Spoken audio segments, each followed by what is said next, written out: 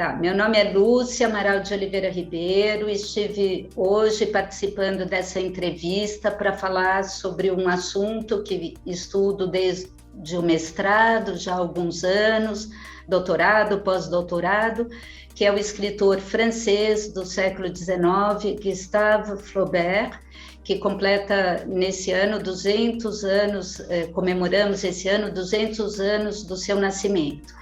A conversa foi muito simpática com o Celso, eu não vi o tempo passar, foi super divertido, ele me provocou bastante e eu achei muito boa essa oportunidade de falar sobre um tema que me é muito caro. Agradeço especialmente ao Celso e a todos. Oi, pessoal. Bem-vindos de novo ao Quem Somos Nós, que é o Slow Talk, para quem tem prazer em conhecer mesmo nesses tempos bicudos que a gente está vivendo. Se você tiver curiosidade sobre tudo que a gente já fez nos 8 anos e tanto, vai no quemsomosnós.com.br, lá tem tudo de todas as plataformas, ou vai direto na plataforma. Hoje nós temos mais um programa da série de especiais sobre literatura. Dessa vez nós vamos falar sobre o escritor realista francês que faria 200 anos agora aqui em 2021. Gustave Flaubert. Meu francês é horroroso, mas eu tento. Ele é o autor de Madame Bovary e de A Educação Sentimental e alguns outros sucessos. Para falar sobre a vida e a obra, convidamos a pós-doutora, doutora e mestre em letras pela Faculdade de Filosofia, Letras e Ciências Humanas da USP, que é a FEFELESH. Além de um monte de outras coisas, ela participa do projeto internacional Flaubert Sans Frontières, que é Sem Fronteira, vinculado, eu vou falar em português, porque isso aí falar em francês é difícil, ao Centro de Estudos e Pesquisas Editar e Interpretar, da Universidade de Rouen, na França. Professora Lúcia Ribeiro.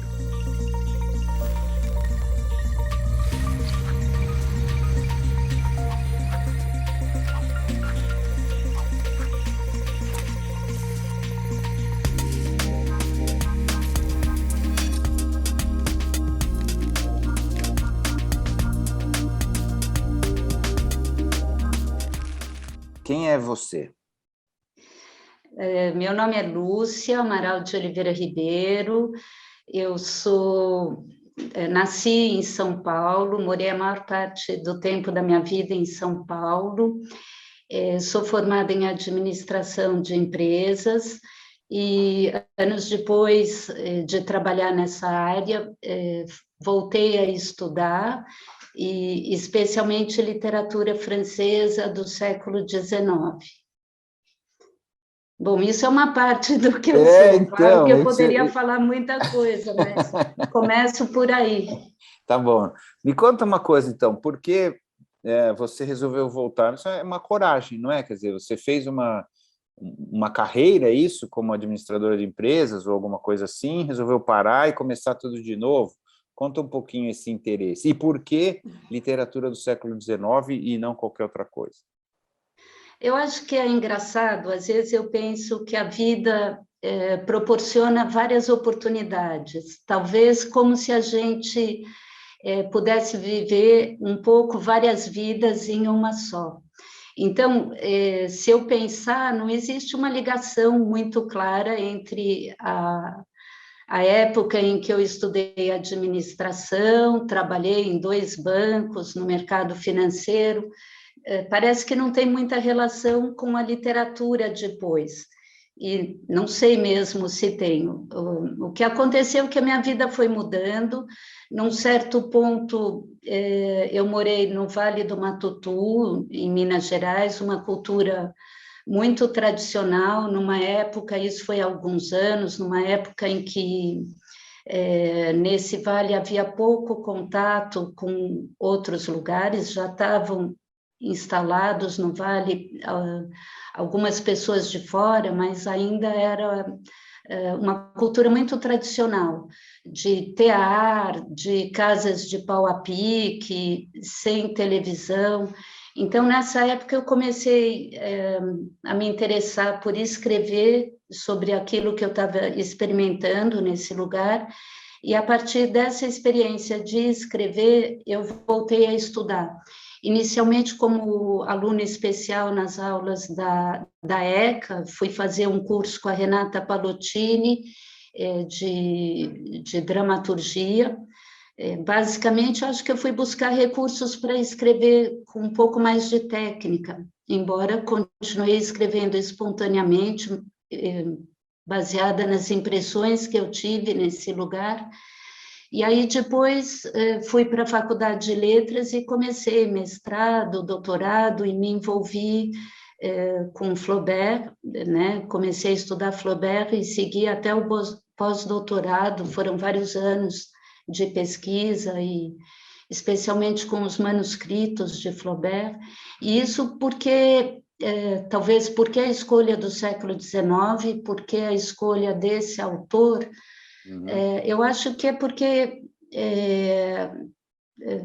é um autor que rende muito estudo, porque ele deixou muita coisa escrita, e principalmente porque ele deixou seus manuscritos. E eu acabei entrando numa área de pesquisa que se chama crítica genética, que estuda os manuscritos. E aí você pode analisar as diferentes versões de um texto e estudar a escritura em si, como ela passa de uma forma para outra, e isso acabou me interessando bastante. Que legal. Quer dizer, quando você foi para o Matutu, você foi naquela época onde os hippies foram, é isso? Porque agora é um lugar hippie, Matutu, né? Naquela época, quando eu fui, já tinha uma comunidade instalada do Daime, e já havia uma primeira pousada que atraía muitas pessoas de fora. Mas nos vales em volta, a comunicação ainda era muito pequena, então cada vale tinha uma maneira própria de falar, uma atividade, por exemplo, nessa época me interessava ir muitas vezes a cavalo, porque as estradas eram precárias, então descobri as tecedeiras, as mulheres que tinham carneiros e faziam primeiro a lã, depois tinham o tear manual, e eu não sei se eram hippies é um termo dos anos Não, eu sei, 60, dos né? 60, né? Mas você Eu entendeu o que fui eu quis falar. depois, eu fui depois dos anos 60, eu fui para o Matutu nos anos 90, final dos anos 90, mas acho que todos nós que viveram os anos 60, a gente carrega essa experiência, né, de liberdade. Eu associo o hippie com Nesse romper sentido. romper algumas barreiras, experimentar vidas diferentes, mais próximos da natureza. Então, nesse sentido, sim, né? Tá bom. Encontrei pessoas com esses valores, talvez, né?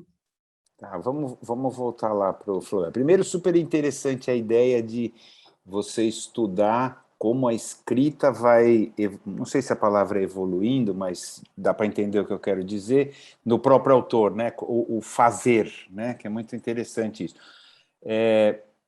Além disso, quer dizer, ele é um cara rico, né?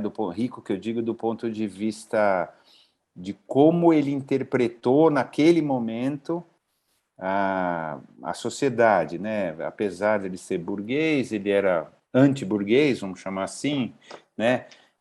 Na escrita, né? Mas ele era burguês na vida, né? Então, assim, que também é uma coisa estranha, mas ok, né? Assim, ele tinha opiniões muito fortes, assim. Então, talvez acho que isso também ajuda, porque ele não é um cara linear, né? Ele é um cara multifacetado e tal. Vamos falar um pouquinho primeiro, um pouquinho, rapidamente, um pouquinho da história dele, né, pessoal, porque acho que ajuda a entender alguma coisa das histórias que depois ele escreveu. Se você puder nos contar.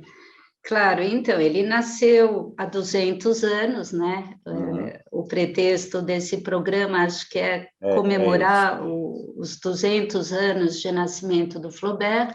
Então, ele nasceu em 1821, na cidade de Rouen, na Normandia francesa, filho de pai médico, o irmão mais velho também era médico, o pai era cirurgião do hospital de Rouen, então a família morou num apartamento dentro do hospital durante a infância de Flaubert, e isso também deve ter marcado muito a vida dele, o fato de conviver com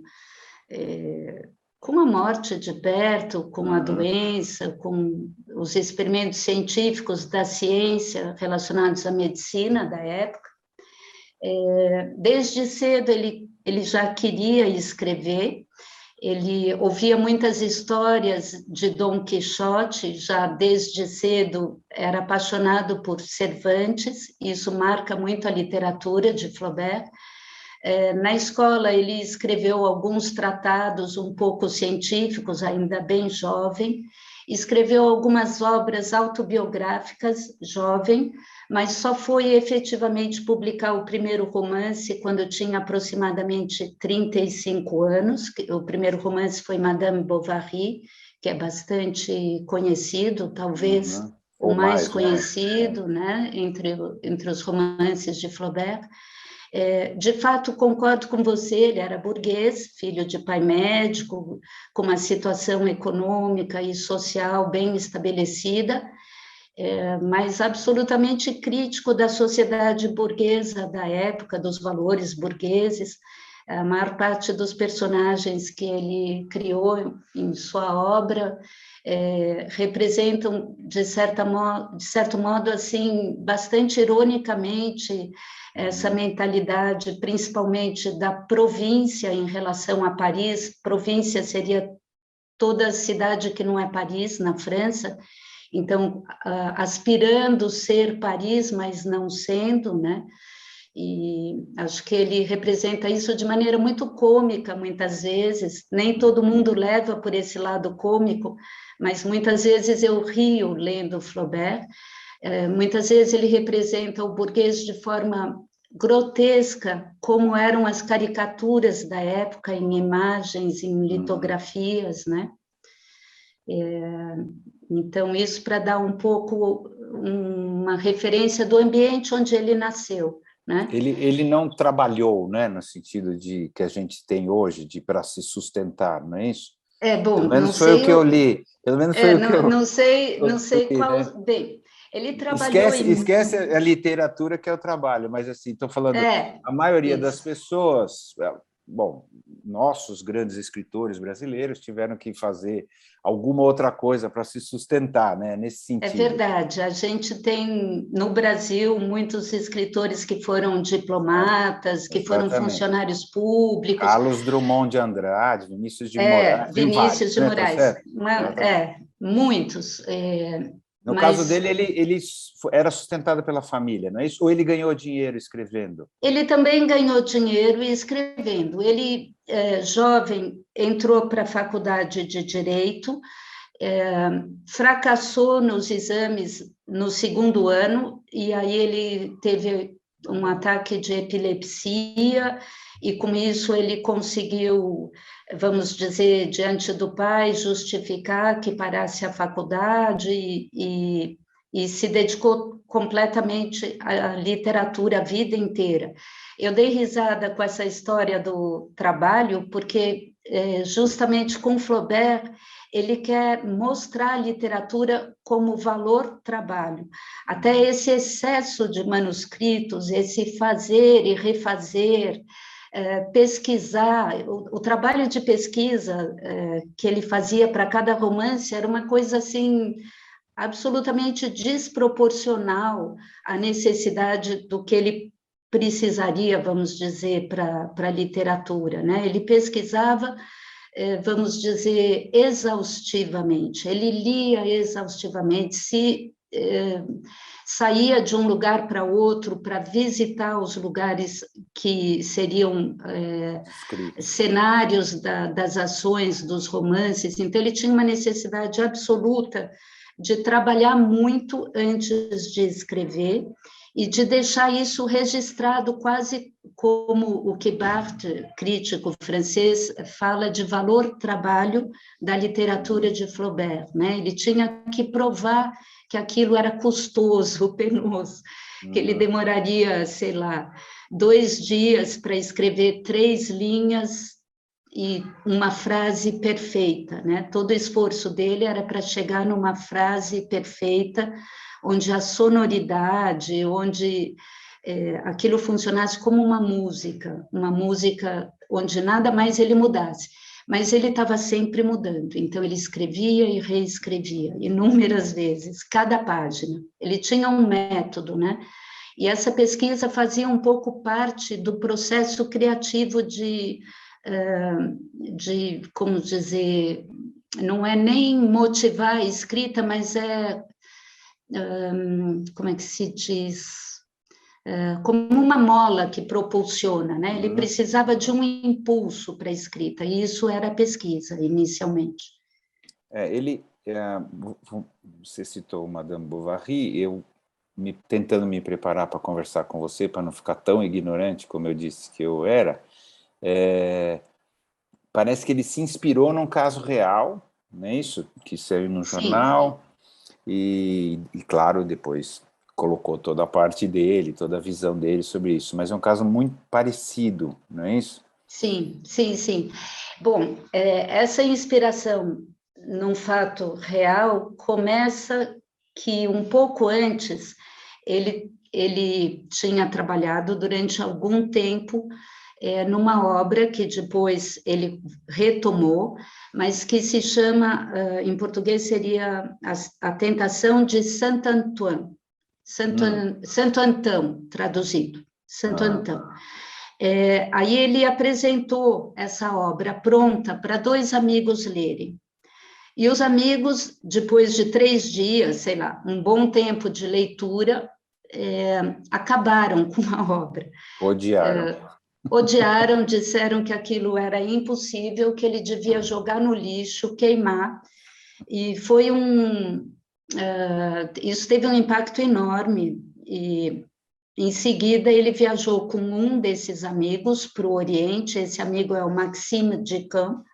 Aí eles foram para o Oriente, ficaram 18 meses viajando, e para o Oriente, na época, era uma espécie de formação para escritores. Então, no século XIX, antes de Flaubert, Chateaubriand, Nerval, toda uma geração que foi para o Oriente buscar inspiração, trazer aquele pitoresco da viagem para a literatura. E quando ele voltou do Oriente, por sugestão do Maxime Duchamp, ele foi escrever, então, não sobre uma coisa como a história de Santo Antão, baseada num eremita que viveu no Egito e tal. Ele foi escrever sobre um fato corriqueiro, a partir de um fato corriqueiro. O recorte de jornal supostamente foi dado por Maxime Duchamp para Flaubert como uma ideia. Olha, por que você não escreve sobre essa história de adultério, saiu no jornal?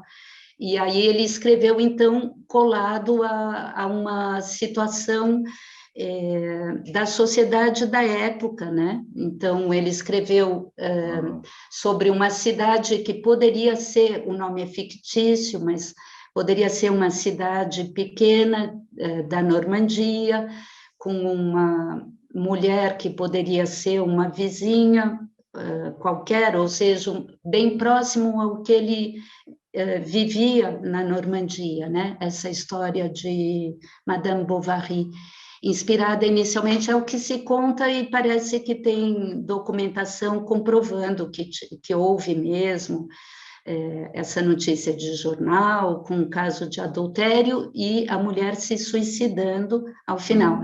Contei o final de Madame Bovary. Não, mas tudo bem. Imagina se alguém não sabe, mas espera-se que todo mundo ela saiba morre no final. E o interesse... Não é o final, né? Porque a história é uma história já muito conhecida, na verdade. O interesse é o modo de contar, né? O modo de contar, o modo de escrever. Mas então quer dizer que o Madame Bovary é uma segunda encarnação dele, Porque antes, quando ele está tentando aquele primeiro romance, ele está tentando ainda ser romântico, certo? Ou não? E aí o Madame Bom, Bovary, eu algumas posso pessoas... olhar desse jeito? Eu posso olhar desse jeito? Pode, E aí eu acho... esse estímulo de falar alguma coisa do dia a dia, que não partiu dele, né? Que é interessante isso, ele virou realista porque foi um mal romântico, é isso? Olha, eu acho que assim a literatura, especialmente um grande escritor, né, monumento na França, como Flaubert, ele permite isso que é a graça, ele permite muitos olhares. Então, claro, na segunda metade do século XIX, a gente tem esse embate entre românticos e arte clássica antes, e depois tem o realismo, com Zola, que faz até um tratado, nomeia Flaubert como o mestre. Ele próprio renega um pouco isso, e vamos dizer, eu prefiro talvez me ater menos a esses rótulos, se é romântico ou realista, e deixar ele se situar dentro dessa corrente que permeia a literatura do século XIX, com todos os embates, e dizer que ele pode ser as duas coisas ao mesmo tempo, mas sem talvez me ater tanto a esses... Eu entendi, porque na verdade são convenções que a gente coloca, as coisas não são assim, né? Porque, por exemplo, ele pode ser muito realista, mas se você olhar de perto, é tudo muito deformado. Então, mesmo quando ele faz uma descrição, e é isso que é gostoso, né? Você vai ver, não, ele é realista, imagina, olha o detalhe da descrição. Tá bem, vamos olhar o detalhe de uma forma descritiva, que tem lá talvez até 3 parágrafos. O mais óbvio que eu me lembro assim de ser hipercitado no início do romance Madame Bovary é a descrição do boné de Charles, o personagem que depois se casa com Madame Bovary, quando ele é criança na escola. Então, é uma descrição hiperlonga que, se a pessoa for se ater, por exemplo, a imaginar um boné daquele jeito, é impossível. Né? É impossível, porque não cabe, tudo o que ele descreve não vira um boné único, é como se a gente pensasse no Picasso, ele começa a representar um rosto em 3 ângulos diferentes, então aquilo não dá mais para ser realista. Então, por isso, eu não consigo ver esse realismo tão claramente, né? Eu entendo. Mas ele foi citado pelos realistas de carteirinha, né? Então, realista de carteirinha seria talvez o Zola, contemporâneo, amigo de Flaubert, que nomeou ele próprio, Flaubert, como o mestre. Mas o realismo tinha até um tratado, os princípios, e se a gente for olhar ali, não sei até que ponto... Não cabe, no meu ponto de vista pessoal, não cabe tanto, mas muitas pessoas vão falar exatamente disso, dessa transição do romantismo para o realismo. É um modo de... Nesse romance específico, o fato dela ser uma romântica, né? No final das contas, buscar um amor romântico e por isso se frustrar, né? Aí é que parece essa transição assim, né? Da ilusão, porque no final é um romance sobre a ilusão, né? Nesse específico que a gente está falando, sobre o quanto a gente se ilude, sobre o quanto a gente inventa um mundo que não existe, depois a gente se decepciona com ele e depois ela se mata, né? Resumindo, assim, se eu tiver que espremer, é assim que eu vejo, é assim que eu sinto. Certo, né? acho que sim, perfeito. Eu acho que você falou uma palavra que é muito importante, a ilusão. Eu acho que isso permeia a literatura do século XIX. Flaubert está dentro desse contexto, e ele leva isso num exponencial de altíssimo grau. Então, por exemplo, e não é só Madame Bovary, todos os romances de Flaubert, você vai ter personagens que alucinam. né? Então, você tem descrições que e aí também, por isso, descolam completamente do real, sob pretexto ou de alucinação, literalmente, é o caso dos momentos finais de Madame Bovary, no final do livro. Então, ali a descrição dela já sob o efeito do veneno que tomou para se suicidar, e o que ela vê por conta do efeito dessa droga sobre seu corpo, vamos dizer. Mas tem personagens que alucinam, por exemplo, no caso já citado aqui do Tentação de Santo Antão, que depois ele retomou e acabou finalizando uma terceira versão que foi publicada. Aí a alucinação está relacionada à tentação do diabo. E aí muitos textos dessa obra descrevem o eremita que está no deserto, sozinho, vivendo uma vida de monge, retirado. As descrições de alucinação desse monge são intensas. O livro inteiro trata disso, né? Os outros então é sempre o desejo e a realidade, né? Desejo e realidade. Eu não sei se a palavra é só desejo, mas é um pouco isso, assim, algo maior do que a gente, maior que a racionalidade, não é isso? Pelo menos essa é a sensação que ele transita sempre nesse assunto, assim, as coisas que são maiores do que a gente, maiores do que a nossa racionalidade, e a estrutura da sociedade também, que ou nos oprime, no caso dela, né? Tá certo que ela queria uma coisa e não queria viver o casamento, ou, no caso ali, é Deus e o diabo, né? No caso que você está falando do Santo Antão. Então, assim, parece que tem essa tensão, ele convive com essa... Ele é um cara que me passa isso, que convive com essa tensão entre o que nós somos e o que a gente deveria ser, o que a gente sente e o que a gente pode fazer. Eu não sei se eu estou viajando demais. Não, eu acho que você pegou um aspecto bem importante da literatura do Flaubert. Acho que existe essa obsessão do modo como você descreveu mesmo. No caso de Madame Bovary, o desejo é um motor, né, para o personagem e para a maneira como ele escreve, né? Então, essa tensão que você descreveu dessa maneira entre o desejo e a vida, porque o que ela tinha, no fundo, era uma vida de província, monótona, né? Acho que um exemplo bem marcante disso é uma cena onde ela está com o marido tomando uma sopa e pensando... o quanto aquele marido a incomoda, né, na maneira como come a sopa, o quanto aquela vida é rasa, o quanto as ideias daquele marido são rasas, e ela compara rasa como uma calçada. Então, isso existe na literatura de Flaubert, esses personagens incomodados com essa tensão entre o desejo, o sonho, que pode ser assim gigante, sem limite, e a realidade que é mesquinha, que é pequena, muito mesquinha, limitada e tal. E aí entra bastante essa crítica da sociedade da época, do mundo burguês, da desilusão política de uma geração que é a geração do Flaubert mesmo, que viveu o fim a morte. Flaubert nasceu no ano em que morreu o primeiro Napoleão, né? Depois ele vive, em parte, o reinado de Luís Filipe.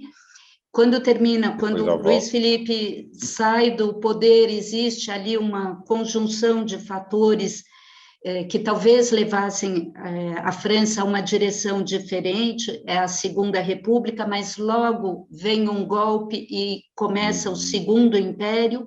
Então, essa desilusão política aparece um pouco como panorama, especificamente numa obra que é Educação Sentimental, que é um romance que se passa em Paris, na época, a mesma época em que vive Flaubert, né?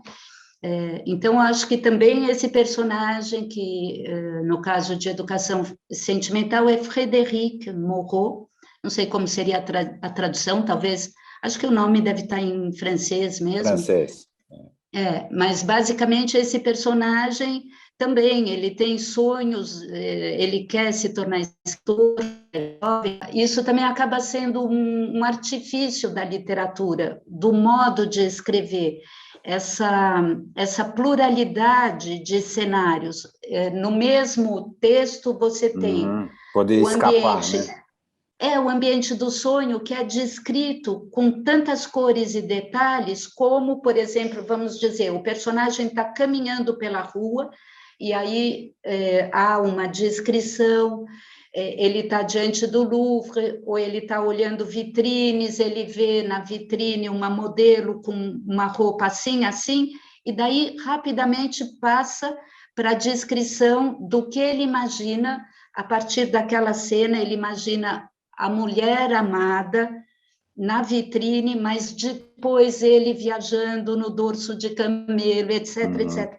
Então, isso dá uma liberdade para o escritor de trazer várias cenas a partir de uma só, o que também faz o leitor viajar muito, né? Então, acho que isso é uma coisa que caracteriza bastante essa transição de sonho, imaginação, desejo, alucinação, às vezes, né? Ele está sempre entremeando esse mundo imaginário e descreve no mesmo tom os diferentes estados de consciência, no fundo.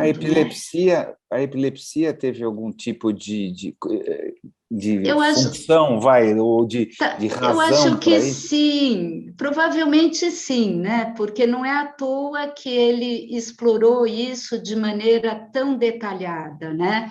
Então, e era um interesse dele, a tal ponto dele pesquisar sobre as doenças neurológicas ou sobre estados de consciência, né? E na época, eu não tenho conhecimento especialmente do Flaubert em relação ao uso de drogas, mas outros escritores faziam uso de ópio e drogas justamente para terem alteração nos estados de consciência. Era vamos dizer, era um assunto que também fazia parte da sociedade da época. Tem uma carta que ele escreve para um escritor perguntando para ele, eu não me lembro agora para contar essa história, mas vamos dizer, no mínimo, que Flaubert muitas vezes descreveu em cartas o que eram os ataques de epilepsia dele.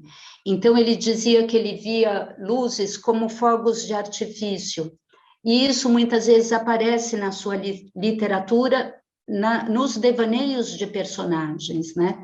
Então, acho que há uma relação, sim, e ele acabou falecendo cedo, ele faleceu com 59 anos, relativamente cedo, de uma convulsão nervosa, uma coisa, então, de certo modo, isso marcou ele desde jovem, desde o primeiro ataque de epilepsia, e também acabou falecendo, de certo modo, de alguma coisa no cérebro mesmo, né, que não se sabe exatamente bem, mas talvez uma convulsão cerebral, uma coisa assim.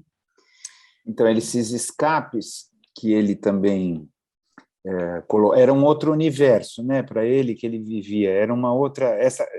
Eu estou tentando fazer uma relação entre as tensões das pessoas e esses escapes que ele tinha quando tinha epilepsia, porque, na verdade, ele vivia num outro mundo na hora que estava com epilepsia e depois voltava para esse mundo, né? Assim, quando eu passava... Eu não sei... talvez o interesse dele, né, por essas... Acho que tem a ver com a época, como você colocou, acho que faz mais sentido do que eu estou tentando achar, mas, assim... Eram os primeiros estudos sobre a loucura, né? Os estudos de Charcot sobre a loucura. É uma sociedade que passa de uma época em que o louco ficava isolado numa torre para os estudos, que depois vai desencadear em Freud e tudo mais. Então, de certo modo, isso também tem um impacto grande sobre Flaubert, né? Eu não saberia avançar muito, eu fiquei mais na parte, assim, o que eu imagino, ele próprio, ele era um obcecado pela literatura, ele ficava praticamente isolado, escrevendo, tirando, assim, algumas atividades que ele tinha socialmente, reunião com amigos, as viagens, a maior parte do tempo, ele próprio se chamava um urso, né, isolado, escrevendo. Então, eu vejo, talvez até mais frequentemente, o devaneio dele, a imaginação, não sei com que frequência ele tinha os ataques epiléticos, imagino que depois isso deve ter ficado mais controlado, né? Mas, de todo modo, quando ele descrevia alguma coisa dos personagens, muitas vezes poderia ser associado a um ataque epilético com essa alucinação de luz. Acredito que ele devia se sentir inadequado de alguma maneira através dos ataques, ou isso você não vê isso nos escritos dele, pessoal? Porque a epilepsia, de alguma maneira, é uma coisa que retirava ele do convívio, né, das pessoas também. Olha, Celso, sinceramente eu não saberia dizer com que frequência ou se depois isso parou. O que eu sei é que quando jovem, num certo momento ele teve um ataque mais forte e com isso ele conseguiu justificar, entre aspas, de parar a faculdade de Direito, que ele já não estava conseguindo passar nos exames e se dedicar à literatura.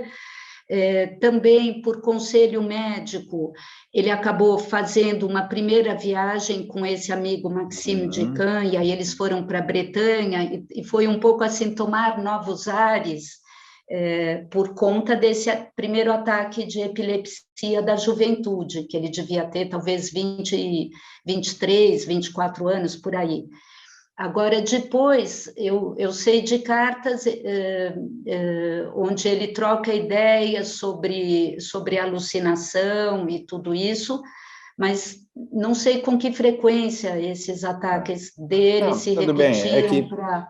É só que é a sensação que deve ter tido uma importância enorme. Acredito que sim, eu só não sei medir, porque é uma coisa muito forte, né? Um ataque epilético é uma coisa muito forte. Então, deve ter tido uma influência enorme na maneira dele ver a vida, do jeito dele se colocar e, portanto, na maneira dele escrever. Você falou assim que ele é não um recluso, mas quase, né? Ele saiu para algumas viagens, como a viagem para o Oriente, que durou 18 meses, então aí foi um período dele se locomover, atravessando Egito, Palestina, né? Aí foi um período de muito movimento. Depois ele fez uma viagem para a Tunísia de mais ou menos 2 meses, essa viagem pela Bretanha com Maxime Ducamp, que foi também uma grande aventura, que gerou um relato, em português seria Pelos Campos e pelas Praias, né? Depois foi publicado, onde ele e o Maxime Ducamp escrevem alternadamente um capítulo um capítulo outro. Mas fora disso, a maior parte do tempo ele ficava isolado na sua biblioteca. A família, depois de alguns anos, comprou uma propriedade a 5 quilômetros do centro de Rouen. A cidade se chama Croisset, em frente ao rio, e assim, era uma anedota dizer que a luz do quarto, ou da biblioteca, na verdade, de Flaubert, estava sempre acesa, e os barcos passavam e era como um farol, aquela luz dia e noite ali, sempre trabalhando, reescrevendo seus manuscritos, né? De vez em quando ele ia para Paris, participou de alguns encontros literários, naquela época tinham os jantares de literatura, ele participou de alguns eventos assim, mas era uma pessoa que vivia para a literatura, ou seja, dedicava muitas horas a escrever de maneira bem isolada, bem isolado.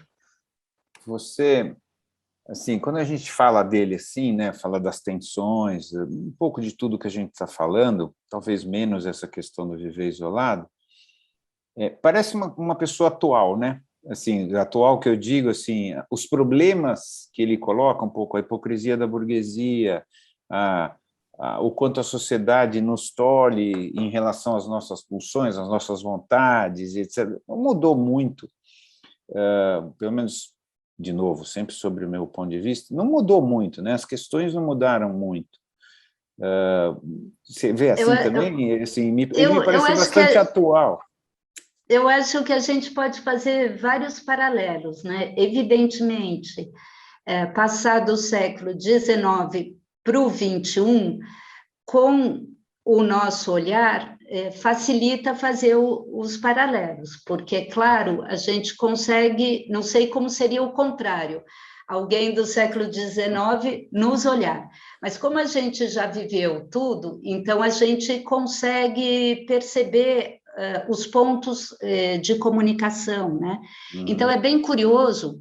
Claro que a nossa sociedade vive uma explosão dos meios eletrônicos e tudo isso é inimaginável no século XIX. Imagina, nem avião tinha. Imagina que a viagem para o Oriente era em camelo, cavalo, navio.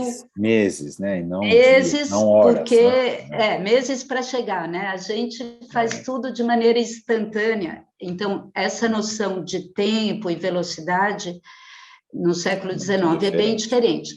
Mas, assim, é uma época em que a imprensa tem uma força enorme e que as ideias circulam pela imprensa e por revistas, algumas revistas eram muito importantes.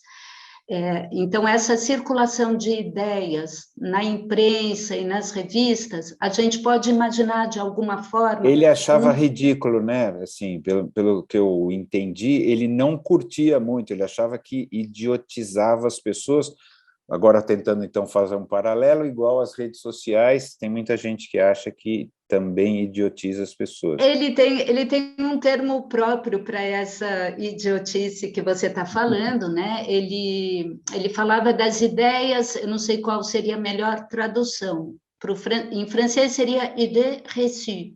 Então, um pouco ideias feitas, ideias prontas, né? Um prato pronto, assim, um prato exatamente, pronto. ou seja, tudo aquilo que circula sem reflexão. Então, dentro do que a gente está falando aqui, imaginando a mídia, que repete a exaustão ideias sem reflexão. Então, isso é uma coisa bem característica, né? Ele fala muito da besteira, seria a idiotice. Em francês é bêtise, mas talvez a gente pudesse traduzir como idiotice, exatamente o termo que você usou. Claro que a velocidade era diferente na circulação de um jornal do século XIX para qualquer meio eletrônico do nosso século XXI. Mas, como a gente está olhando do 21 para o 19, acho que a gente pode falar muito bem desse denominador comum, e aí eu concordo com você, sim. A gente pode falar que é muito atual a crítica às ideias pré-concebidas, a circulação sem reflexão e como a sociedade absorve tudo isso de uma maneira estúpida, né?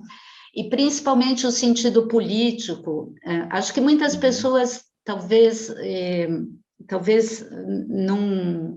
Talvez considere... É engraçado, tem pessoas que consideram... Quem é de esquerda pode... Não sei se tem a ver com a posição política de uma pessoa atual no olhar para Flaubert, mas tem pessoas que acham que ele é de esquerda e tem pessoas que acham que ele é reacionário, independente do posicionamento político. Eu não nem vejo assim também, você acha que já percebeu que eu não gosto de me ater a uma classificação, é de esquerda ou direita, é realista ou é romântico. Acho que tudo convive simultaneamente, em alguns aspectos mais acentuados, de uma maneira, o próprio Flaubert também ao longo da vida mudou, claro. O nosso olhar sobre ele permite interpretações bastante múltiplas, né? Mas, de todo modo, em comum também com a nossa sociedade atual, acho que ele tem uma crítica de que a sociedade escolhe mal os seus representantes, para dizer o mínimo, né? Talvez escolha pessimamente seus muito representantes. Mal. Muito mal. Então, acho que tudo isso cabe em Flaubert. Mas o mais curioso é que cabe para algumas pessoas olhar Flaubert como um burguês estúpido, e tem pessoas que acham que ele era um gênio e que ele era, assim, totalmente de esquerda. E é muito engraçado, porque cabe, e a gente também não cabe aqui, no fundo, julgar, porque... Claro. A gente não está lá, né? A gente não está lá. Então, assim, eu me sinto mais interessada na pesquisa, no trabalho que eu realizei, vamos dizer, de analisar a parte mesmo literária e do modo de escrever. E olhar esse conteúdo que vem interessantíssimo de crítica à sociedade da época e tudo, com a possibilidade de comparar com a situação nossa atual, mas sem me ater se ele era... não, claro, acho que a ideia não é essa. É que, para mim, o que eu quis dizer, não sei se eu consegui, é muito similar, assim, poderia acontecer hoje, né? Assim, o que eu digo é o que ele sente, o que ele escreve, as críticas, etc., com as devidas adaptações, tá certo? Claro. Igual, eu não me sinto muito diferente do século XIX. Eu não sei se, assim, quando você olha isso, você fala, nossa, é igual hoje. O sentimento, a base, né? O cerne, não os detalhes, né? Então, é mais nesse sentido... A verdade, Celso, é que, assim, o século XIX, a gente está muito pertinho dele mesmo. Nós somos ainda século XIX. Então, quando você lê alguém, você lê Dante, por exemplo... já tem uma distância maior. Ele é longe. Você fala, aqui eu não me sinto tão parecido com ele, né? Assim, é verdade. Agora, quando você pega a Flaubert e outros, né? Mas acho que pega Machado de Assis, no Rio de Janeiro, a gente está encostado naquela sociedade. Então, né? Às vezes a gente aquela sociedade, Machado, escravocrata. Ainda estamos, né? Foi abolida a escravatura, mas a gente ainda vive. Eu concordo, Celso, concordo completamente. A gente tem plantado no século XIX muitas coisas. A própria vida assim, a colonização europeia em relação aos países do resto do mundo, África, América do Sul, tudo isso, a gente ainda vive os resquícios de uma maneira muito intensa. Isso Tanto mesmo. que a cultura brasileira é super impregnada ainda da cultura francesa, do tempo que Dom João veio, fugido de Napoleão, trouxe a biblioteca, trouxe aqueles valores. Então, tudo isso está muito próximo. E eu acho que esses paralelos... Às vezes a gente se acha... estamos no século XXI, né? Uma coisa... A sociedade se acha, assim, né? Não pessoalmente, mas assim, uma evolução, mas você olha e fala assim, eu não me sinto muito longe de lá, né? Eu não sinto que a gente está longe, eu me sinto vivendo lá, de outro jeito, mas eu me sinto ainda vivendo no século XIX. Eu acho que, não sei se eu estou falando alguma besteira, mas é uma percepção bem pessoal. Eu acho que as invenções, a tecnologia evolui mais rapidamente do que evolui a história das mentalidades. Então, a gente está bem distante na tecnologia do que era o século XIX, mas na história da mentalidade, a gente ainda tem as raízes... Parece que não, a sociedade, claro, né, imagina, comparando com a Revolução Francesa, século XVIII, né? Mas em relação ao século XIX, a gente ainda tem muita coisa impregnando a nossa sociedade atual. Infelizmente, né? Porque são coisas claro.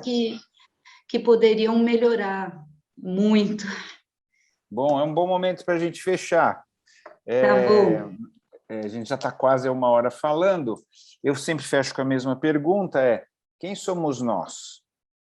Quem somos nós? Em relação ao quê, Celso? Escolha, você faz o recorte, a pergunta é quem somos nós. Você quem faz o recorte. Somos nós? Bom, então tá, do ponto de vista aqui meu mesmo, ou é do Flaubert? Do meu? Pode ser dos dois. Tá, olha, eu vou dizer assim, nós somos, a gente sempre, desde cedo, eu situo que a gente é também o nosso ambiente, a nossa circunstância, claro que isso vem da filosofia, eu concordo, eu acho que a gente é mutante, a gente é a nossa sociedade, o nosso tempo, mas com aberturas, com as janelas do passado, no que elas nos inspiram nessa trajetória de humanidade, e a gente é também o que a gente projeta para o futuro, e a gente é os nossos vizinhos, tudo junto, misturado, e sempre, talvez mutante, para concluir.